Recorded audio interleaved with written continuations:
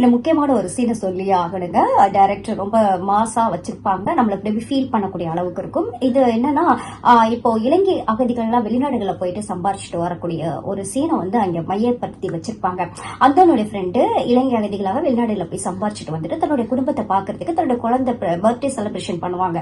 ஹாப்பியா ஃபேமிலியோட என்டர்டைன் பண்ணிட்டு இருக்கும் போது அப்ப வந்துட்டு அந்தோனி வந்து சில விஷயங்கள் கேட்பாரு. ஏன் இந்த மாதிரி கஷ்டப்பட்டு சம்பாரிச்சுட்டு வந்து இந்த மாதிரி பணத்தெல்லாம் இது பண்ற அப்படின்னும் போது, நம்ம அகதிகளா இருந்து ஊரு பேரு நாடு பேரு பாச தெரியாம அடிப்பட்டு நஷ்டப்பட்டு இந்த மாதிரிலாம் வந்து யாருக்காக சம்பாதிக்கிறோம்? நம்ம பிள்ளைக்காகவும் நம்ம குடும்பத்துக்காக தானே.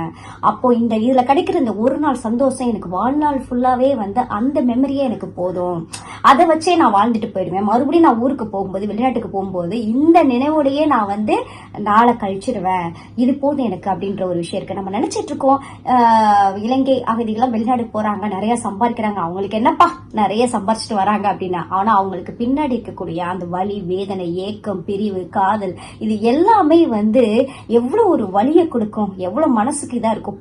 பொட்டாட்டி பிள்ளைல விட்டுட்டு போய் சம்பாதிச்சுட்டு வந்து அதை ஒரு நாள் சந்தோஷத்துக்காக அவ்வளவு வாழ்நாள் ஃபுல்லா கஷ்டப்படுறாங்க. எவ்வளவு பெரிய ஒரு விஷயத்த, ஆழமான ஒரு விஷயத்த வந்து இந்த இடத்துல டைரக்டர் வந்து பதிவு பண்ணிருப்பாங்க. சோ இந்த விஷயத்த கண்டிப்பா நான் ஷேர் பண்ண நினைச்சேன், அதனாலதான் நான் உங்ககிட்ட ஷேர் பண்றேன். நீங்க தியேட்டர்ல போய் பார்க்கும்போது இந்த சீன்லாம் நீங்க பார்க்கும்போது அப்படியே நம்மள அறியாமையே தண்ணி ஊத்திரும். சோ அந்த அளவுக்கு ஒரு எமோஷனலான ஒரு பேக்ரவுண்ட் மியூசிக்கோட சேர்த்து பார்க்கும்போது வேற லெவல்ல இருக்கும். அது உண்மையில நம்மள உணர வச்சிருக்கும். அந்த இவ்வளவு கஷ்டப்படுறாங்களா, இவ்வளவு வலி இருக்கா, நம்ம இன மக்கள், தமிழ் இன மக்களும் இவ்வளவு இன்னும் வேதனையில இருக்காங்களா அப்படிங்கிற ஒரு விஷயத்த ஆழமா சொல்லியிருப்பாங்க.